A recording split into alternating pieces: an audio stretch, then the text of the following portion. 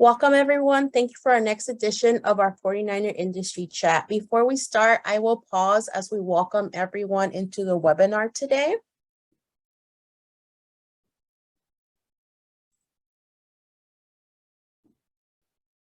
Thank you again for joining us. My name is Noemi Guevara, and I am the Director of Alumni Engagement here at California State University, Long Beach. Thank you for joining us for our next edition of our 49er Industry Chat.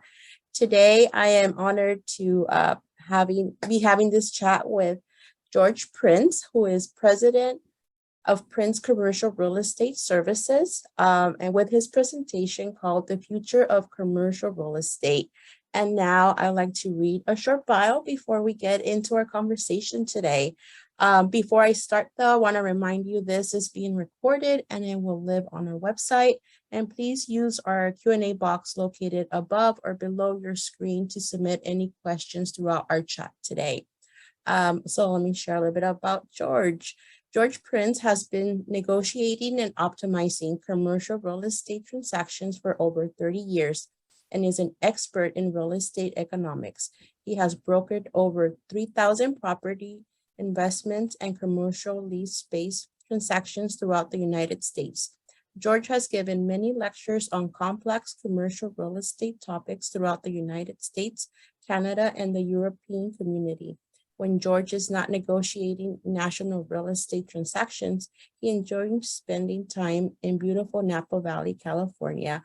Please join me in welcoming today's 49er Industry Chat host, George Prince. Thank you so much, George, for joining us today. Well, thank you very much for having me, and welcome. Welcome all alumni from wherever you are around the United States and maybe perhaps outside of the US. So thanks for having me. Wonderful. And I know you have a presentation to kick us off today. I do. So let me go ahead and launch.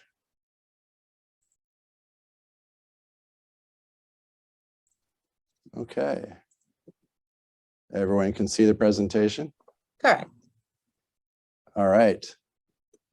So again, thank you again for the opportunity to be here and speak before you. It's an honor. It's a privilege, quite candidly, to come back to the campus via electronically. You know, I was asked to kind of give a little bit of a summary of my experience at Cal State Long Beach. I must say, very happy to report it was outstanding education. Upon my arrival, I actually joined the University Scholars Program Student Association, which I think is still active today and has a room in the university library. But we go back to 1997. No, 1987, maybe. 87, thank you. And then go back about a year before that, 1986, and I was walking from the university library down the little sidewalk there past the radio station on the right, and I saw this cork board, and on the cork board it said, today at 12 noon, lunch hour, presentation given by Grubb & Ellis Commercial Real Estate Services. And I don't know which, it was lecture hall or one of the rooms there, but I wanted to check it out. So I did, and my normal seat is front row center in every class I took, be it economics, finance, or whatever the case may be. So I sat there, and these two gentlemen walked in. They're both industrial brokers from the Torrance office. And I would say after 2 sentences, I fell in love with commercial real estate. Flash forward about 38 years, and I'm now practicing here in Irvine and also in Northern California. And so it kind of, it really set my foot into commercial real estate, that one presentation that I heard at Cal State. I am a finance major or a graduate was a Bachelor of Science with an emphasis in finance, and I've given presentations throughout the United States. And this is, of course, the most enjoyable one, quite honestly. So why don't we just go right into the presentation today, the future of commercial real estate.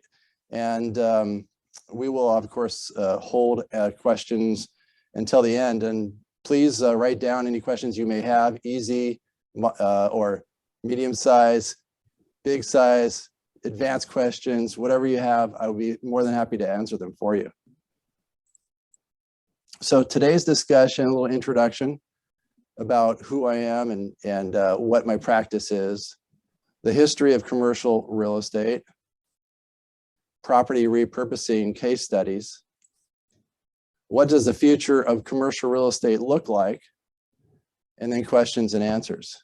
And it's important, the common theme you'll see throughout this presentation is, my philosophy is, in order to really understand what the future looks like, you have to have a really good understanding of the past and a really good understanding of currently what's going on in our marketplace. So before we go into the history of commercial real estate, a little bit about Prince Commercial. Our firm specializes in asset inventory and evaluation, property management, tenant representation, consulting services, and 85% of our work is involved in listing properties here in California and then taking the proceeds through the 1031 exchange process and reinvesting those proceeds for our clients out of state. That's the property acquisition part. But first, I have a little trivia question for you. What city and state is the name of the first US indoor mall? What city and state is the name of the first US indoor mall? If you guessed Southdale Mall in Edina, Minnesota, you are absolutely correct. And you should applaud yourself because I can't hear any applause here. Upper left corner, 1956 is when the mall was built. And this is kind of an illustration of the evolution of this particular mall. You can see the interior escalators. There's like a little X there. That's been relocated. To the lower right, you'll see on the spine, actually on the right side, the escalators have been relocated. You'll see on the lower right that the mall adapted over time and required from its customers natural lighting from above, natural lighting from the side. And you can see all the beautiful soffits and fixtures. And of course, the tenants have changed over the years with Sephora and common areas for people to walk about. So this is not only in malls, but also freestanding retail. We had Montgomery Wards circa 1872. They evolved and eventually disappeared, sadly. But Walmart, fortunately, is still available or to shop at today. And established in 1962, they started in retail centers. And again, as customers wanted to have a more experiential, experience at Walmart, Walmart ended up developing boxes.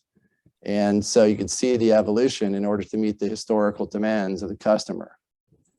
The first office skyscraper, home insurance building. This is in the world, by the way. The first high office, I call it skyscraper, but office building is in Chicago. It was built in 1885, 10 stories with 2 more added in 1891, 138 feet high. It was built still with reinforced concrete. And today you can see a big evolution. Let's go back a little bit. See those floor plates? Those floor plates were probably about 12,000 square feet with lots of columns. And it was a problem. It's a problem today because office space needs open spans area.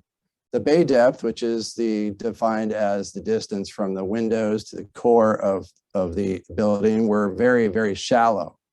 And so as you can see, the future of office had to change development.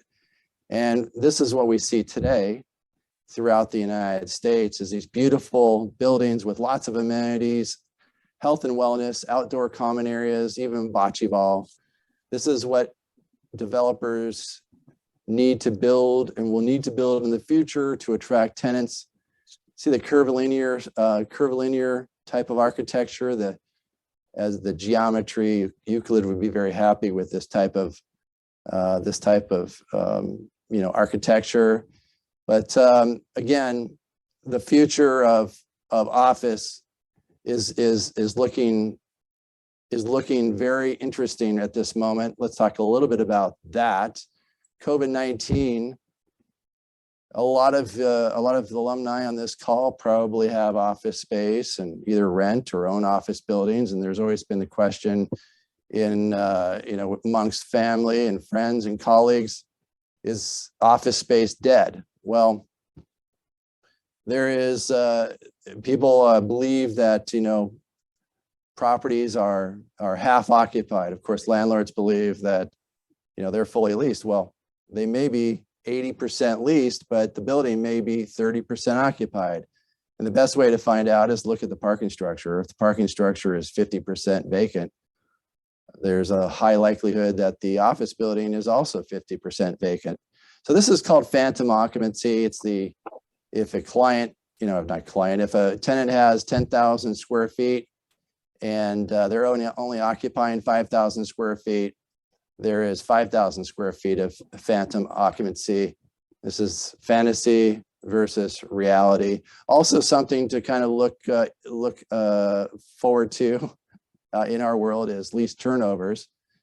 And you'll see here 3 to 5 year impact on office space. I would say probably now within the next 2 years, you're going to see a dramatic change in the office space marketplace, because you have what we call a hybrid occupancy situation where a lot of people are working out of their homes, and many people like myself are working out of their office.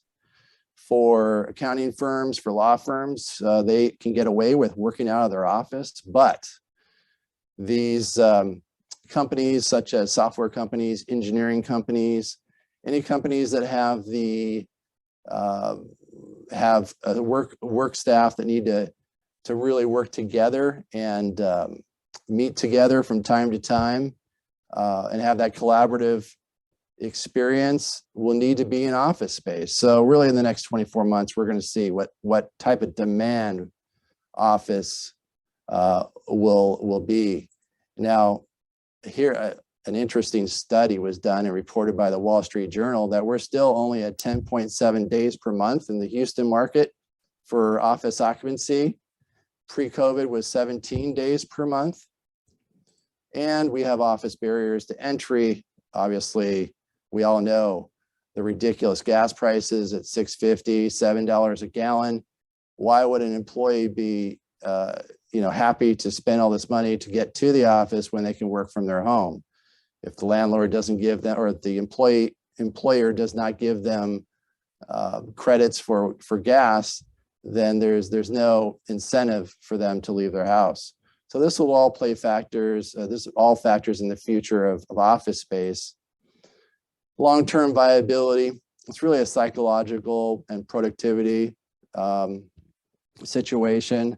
I think people, my opinion is that workers and staff, they want to be around each other.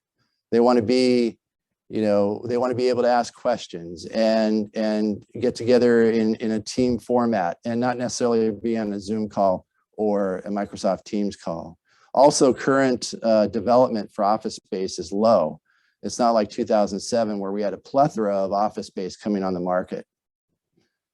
What does the future of office space look like? Well, let's go to Long Beach. Of course, we're going to talk about Long Beach on this call.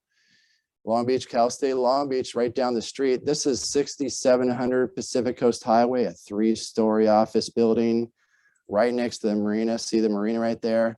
You may have enjoyed some wonderful cuisine in this area when you were a campus student. The Crab Shack used to be around there. Crab Shack was there. Yeah, they have a lot of good restaurants there. So this property is 77,000 square feet, 2.6 acres, built in 1984. It's fairly, from my perspective, a very new building, especially from a European perspective, right? Right. sold in February of 2022 this year for $41 million or $532 a square foot. What's happening? Plans for 110,000 square foot, 390 unit apartment complex with some ground floor retail.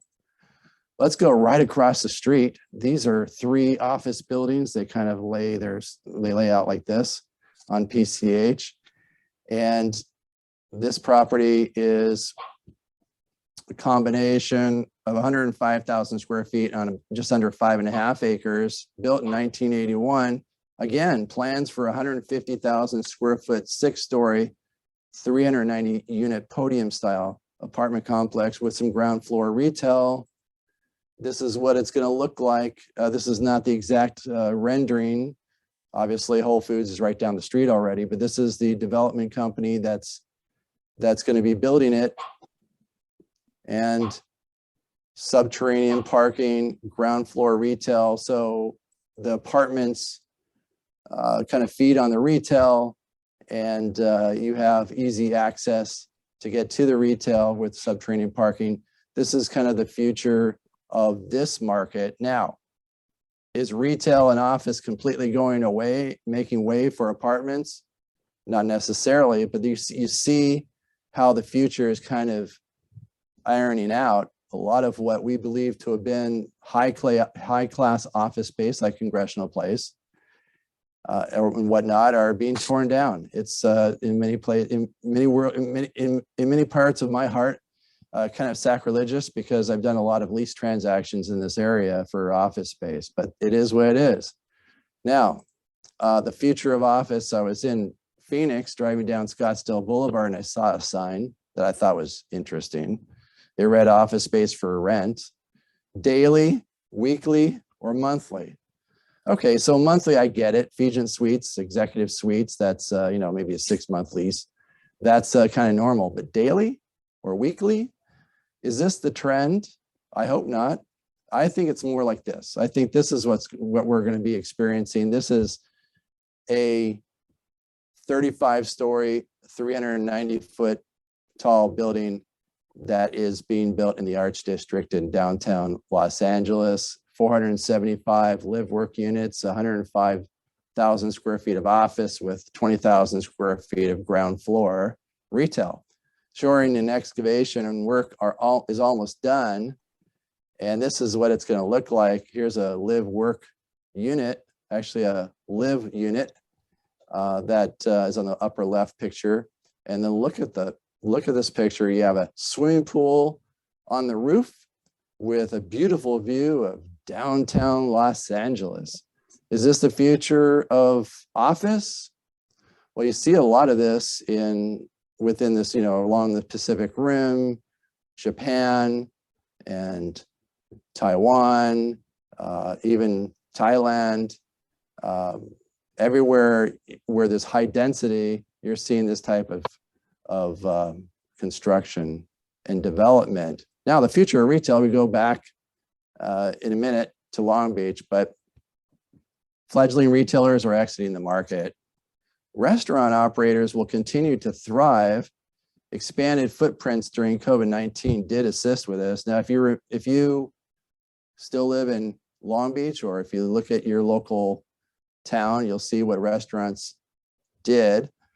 The cities and government entities allowed them to expand their dining footprint in areas that they would have always been turned down and could never get a permit to do so. Parking lots, sidewalks. What did that do? That increased their dining capacity, in many cases, 200 to 300%. And if their kitchens could provide that type of service, it's just more revenue to the bottom line for these restaurants. So restaurants have done very well. Mission critical retailers will thrive.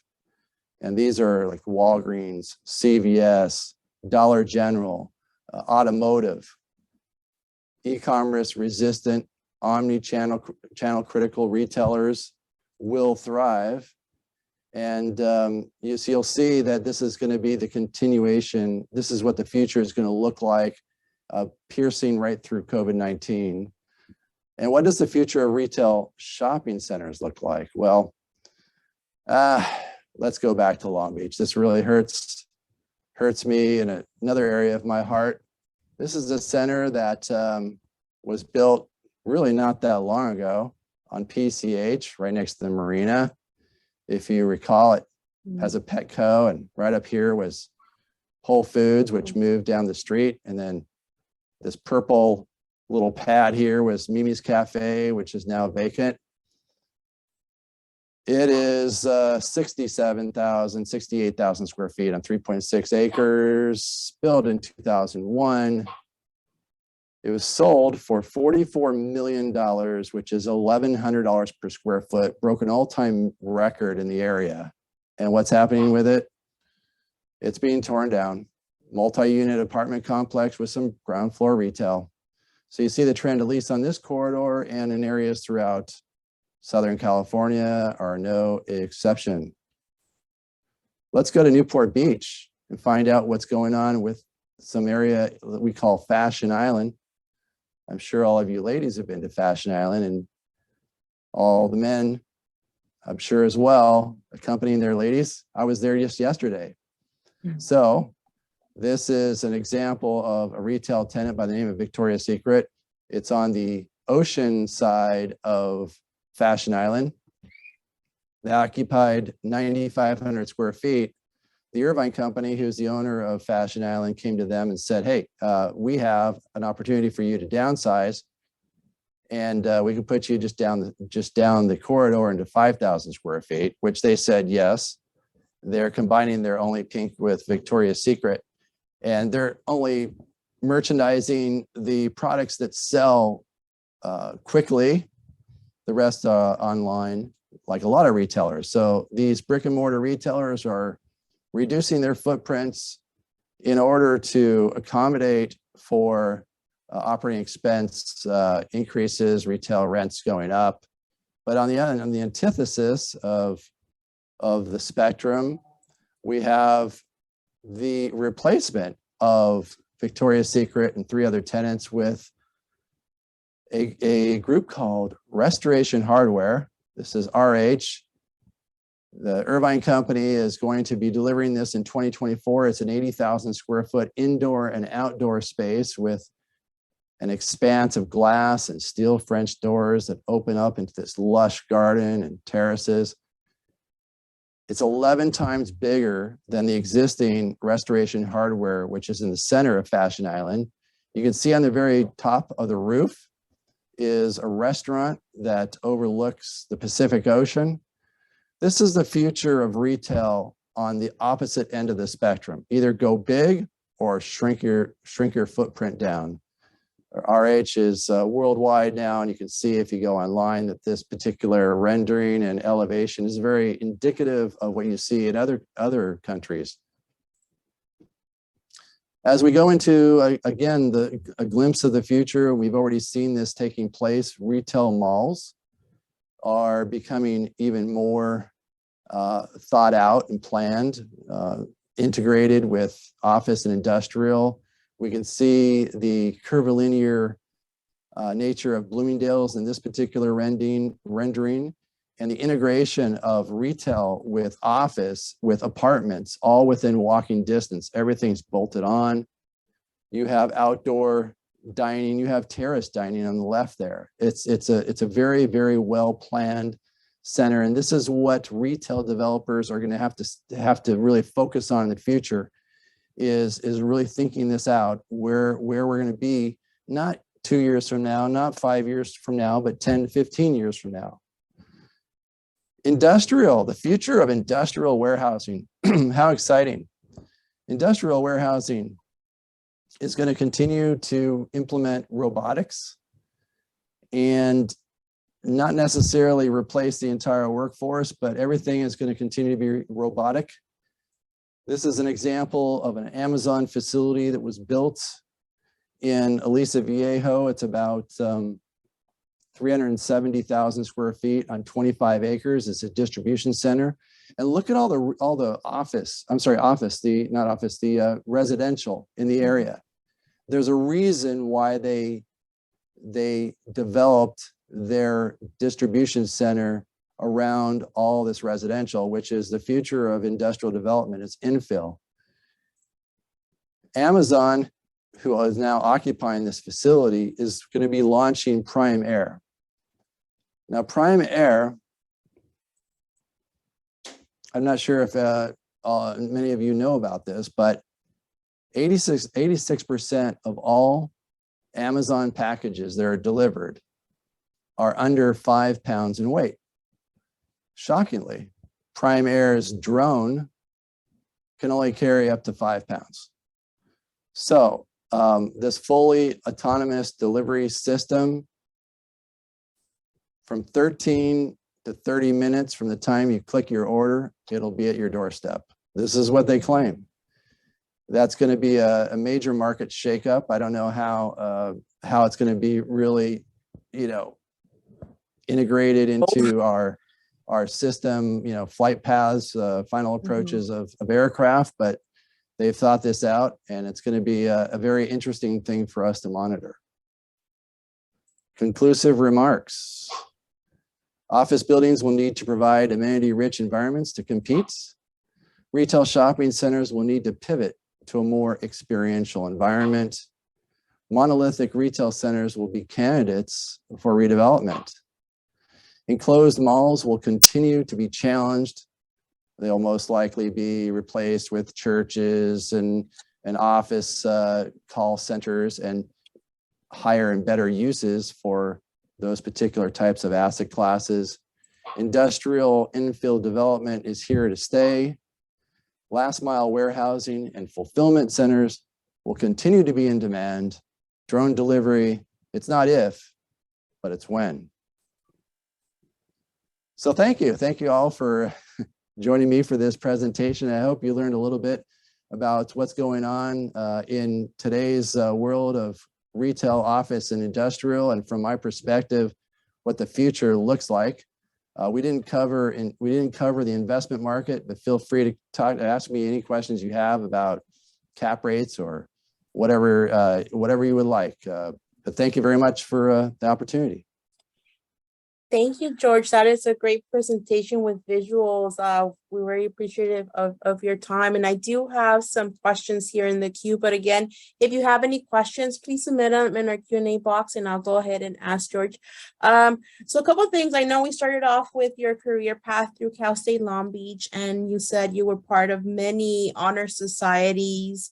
And just wanted to know, what was that experience like being in these various honor societies? And I know you mentioned being attracted to this career because of a talk you sat through, but did you have an internship or a mentor at that time?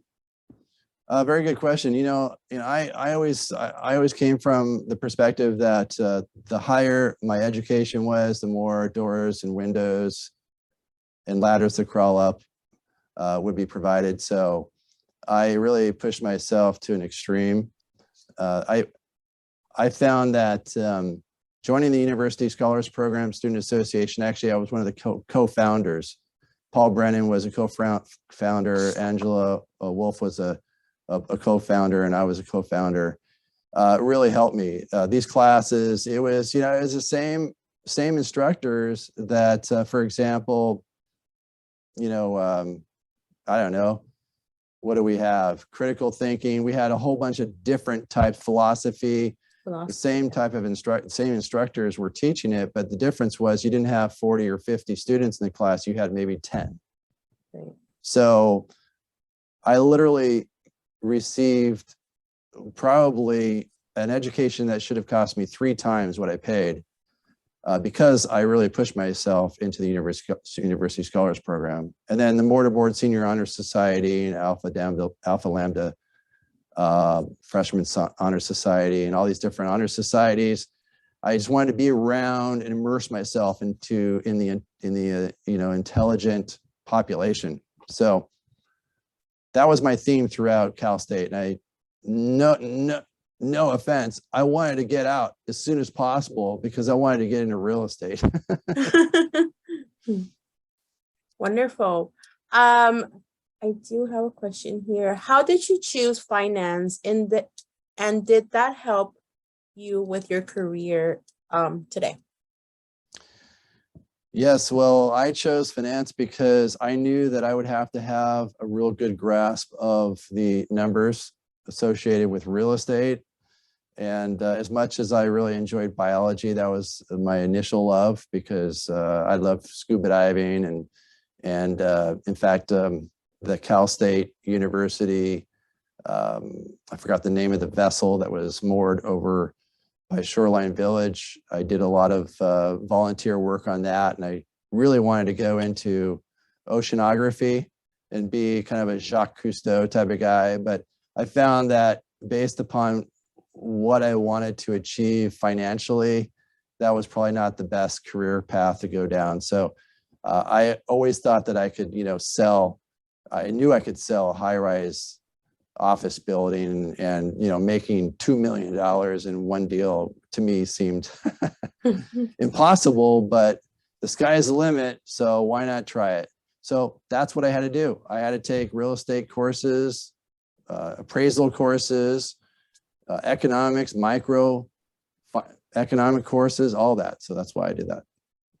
Wonderful. And so I know you get to travel all over the world. How do you navigate the different policies when you're doing these deals in different countries? Very good question. So I've done work in Guangzhou, I've done work in Canada and France, and I always partner with a local real estate broker in England. In London, they call them surveyors. In Guangzhou, we did a 700,000 square foot manufacturing facility. Always had a local broker there, but it's being able to have an interpreter, being able to understand and adapt with your partner, who the broker on the ground out there, and then being able to communicate that to your U.S. client is important. So that's how we do it. Wonderful. So I do have more questions here about the presentation. Where are all these people going to park with all these new apartment retail complexes being built? Well, I mean, if our administration has their way, everyone's going to be on bicycles, because no one's going to scooters. Who's going to be able to afford $10 a gallon? Okay, so that's a really good question. I think that we're so behind in rapid transit and monorail. I mean, if you go around the world and you see, even in you go to Japan, yeah, you go to Japan, you go to Bangkok, you go to all these places. They've had rapid transit for years and years and years. But where are they going to park? Well, the local cities do not allow development without a certain parking ratio. So apartments have a parking ratio, retail has a parking ratio, 5 per thousand, office 3 per thousand. You have to have the right ratio of parking to develop. But it's going to be ever more difficult to drive up and down the freeways and get across town. So it's going to be a problem. Definitely. You mentioned the whole live work units, the high class office space. Did WeWork in any way impact your industry, or is that the WeWork model the future for office space? The WeWork is a very interesting model because it fills a niche that is always there for people that don't need 10,000 square feet, 5,000, 4,000, 3,000, 1,000 square feet. Even executive suite space, which is $1,200, $1,300, $1,500 an office plus add-ons. So WeWork allows the luxury of companies to have the footprint nationwide, worldwide. So they can operate and have basically that footprint available for their clients. So I think you're going to see more of these concepts coming out of the ground as these lease turnovers show that they don't need this space. Right. Definitely. Yeah. Some of these enclosed malls, this is a question. I would think, if not dependent on weather, wouldn't they be converted to an open air mall? Well, we saw that we saw that take place in Palos Verdes, Courtyard Mall and Palos Verdes. And yeah, there are some malls that are trying to be a little more creative, but the bottom line is it's the same product, unless you throw in an ice skating rink or something that really pulls clients in, or you're building a racetrack next door. Retail is retail, and if the customers do not have an appetite for retail, it doesn't matter if it has a roof or not. But the retail that wants to survive it will have to be extraordinarily attractive and have all the components that I recited earlier. So is that why all the new constructions, you have an experience around, it's not only going to, Old Navy, it's like everything that is around that retail space now. Yeah, I mean, the way merchandising works is that, and we learned this at Cal State Long Beach, we did in micro and macro economics, is that you have complementary uses. And so many people forget about this, is that, and duplication will kill two tenants, but complementary use is one that feeds off the other, and you just repeat that over and over, will really make strong workings for a strong merchandising plan. So you combine that with an area that is more of a, if you look at the Irvine spectrum, or if you're, I'm trying to think, I don't know where our alumni is, but they're all over, or the Irvine Grove in LA. Yeah, so LA, Irvine spectrum, everything has to be thought very carefully. The access, there's I could tell you so many shopping centers and outdoor malls that are just missing the mark.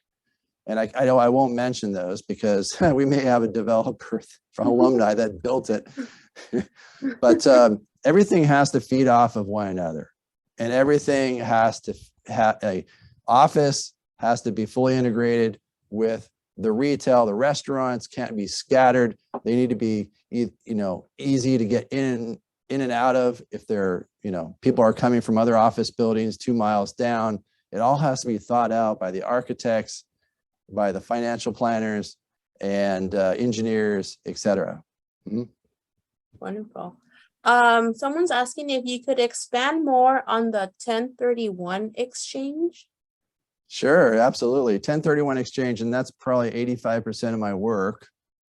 It involves a situation where, let's just say you own an office building in Orange, California. It's worth 10 million, and you want to sell it in this robust market. Of course, office building is probably a bad example.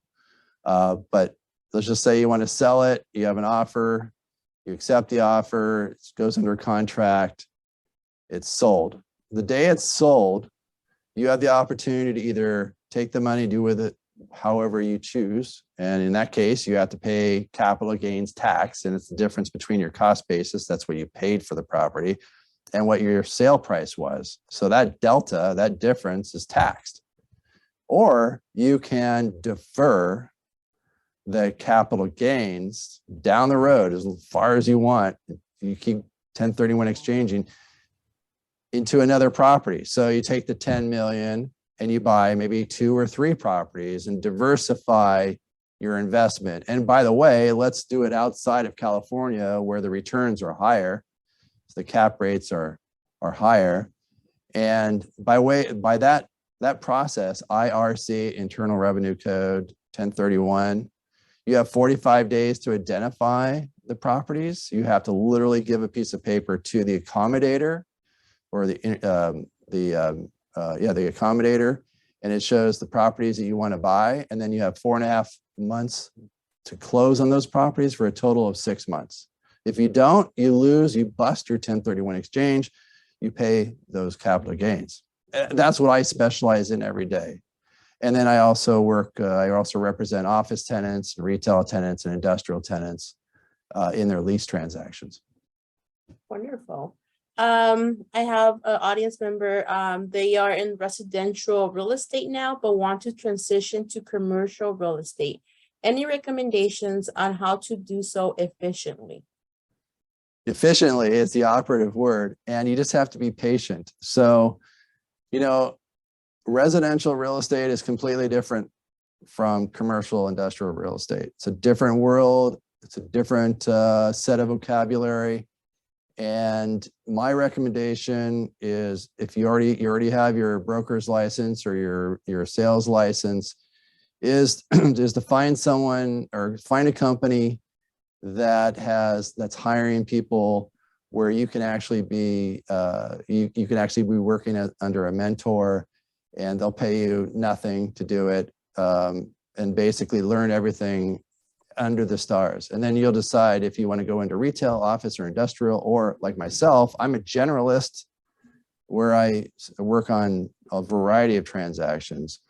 But you want to get hands-on experience. It's just like anything else. You can read a book, but unless you're actually out there doing the deals and really understanding the art of negotiations, you won't be able to get to where you want to get to.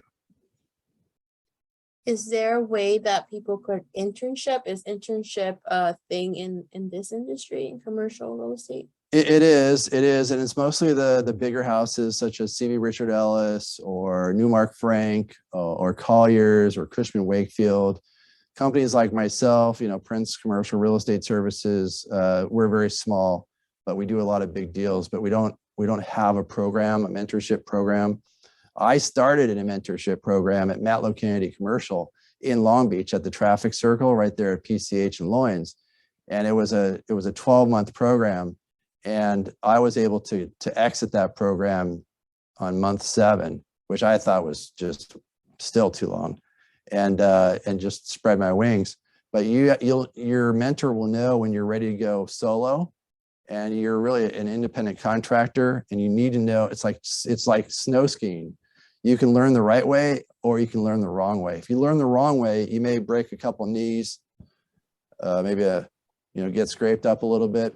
Same in real estate. If you learn the right way, you'll get to where you want to get to faster and quicker, which is what your question really was all about, efficiency. That's how you do it. Wonderful. From my humblest perspective. That's great. So I know we're up against time, but as president of Prince Commercial Real Estate, what do you look for when you're hiring for your team? Like, are there any specific skills that you want to share with our students or alumni to make sure that they, work on before getting out there? Well, from the student's perspective, you're the ones that are most likely wanting to get hired. From the alumni, if you're going through a career change, you're also in that category. If you are a president or a CEO or a controller, and that's a different end of the spectrum. So let's talk about the student. Okay.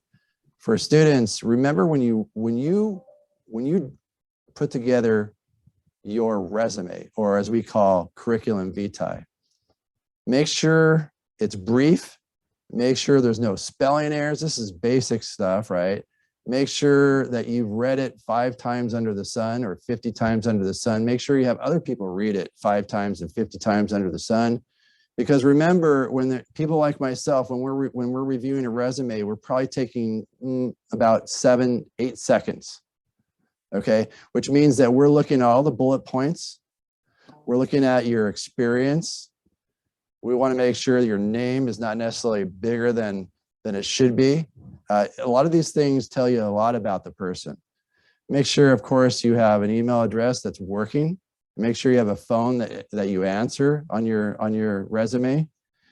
And for those that are on the other end, such as myself,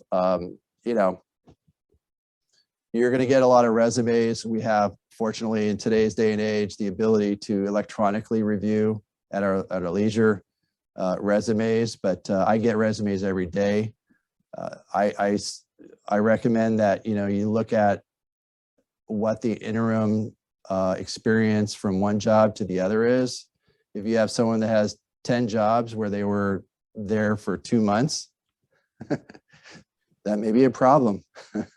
Yes. As an employer, we look at these things and we look at the experience, we look at where they've been, and all this adds up. So my thoughts. Thank you. So what is next for you? What is the future for George? Well, you know, when you get to be in your 4th decade of this, you kind of want to add a little bit of additional excitement. So I ended up buying a vineyard up in Napa Valley in 2013. So we're now making some really nice Cabernet Sauvignon. Prince Vineyards is the name, princevineyards.com. You know, I just love what I do. I love real estate. I love everything about real estate. I'm just going to keep doing what I'm doing and providing the services that I provide. I always find, I feel like I have a little, I take my position very seriously, and I'm always available for clients to call me. So my goal is to really get to a point where I'm selling properties that are, you know, in the $50 to $100 million range. Right now, we're, you know, anywhere between $3 to $20 million per deal. So that's kind of my goal. I mean, the sky is the limit, and that's the beauty for all the alumni that are looking for another position, all the students that are looking for a position. Think of a career that allows you the latitude and the ceiling to go as high or as wide as you want, because you have big wings right now graduating from Cal State Long Beach, and might as well use them, because if you don't use them, you're going to lose them, right? Right. Well, you know, George, we're up against time. Thank you so much for sharing your experience and all that insight into commercial real estate with our alumni and students. Anything before we go today? I know you shared your contact information in your last slide. Are you okay if people reach out to you directly or on LinkedIn, if you're on LinkedIn? I'm on LinkedIn. The best way to reach out to me is my cell phone, which is the 714-865-3600. Alternatively, you can always email me at the gprince@princecommercial.com. Wonderful. Thank you so much for being available for our alumni and our students. And thank you for having me. Thank you everyone for joining us on this next edition of our 49er Industry Chat. If you'd like to learn more about our future chats, please visit our website or follow us on social media. Thank you so much.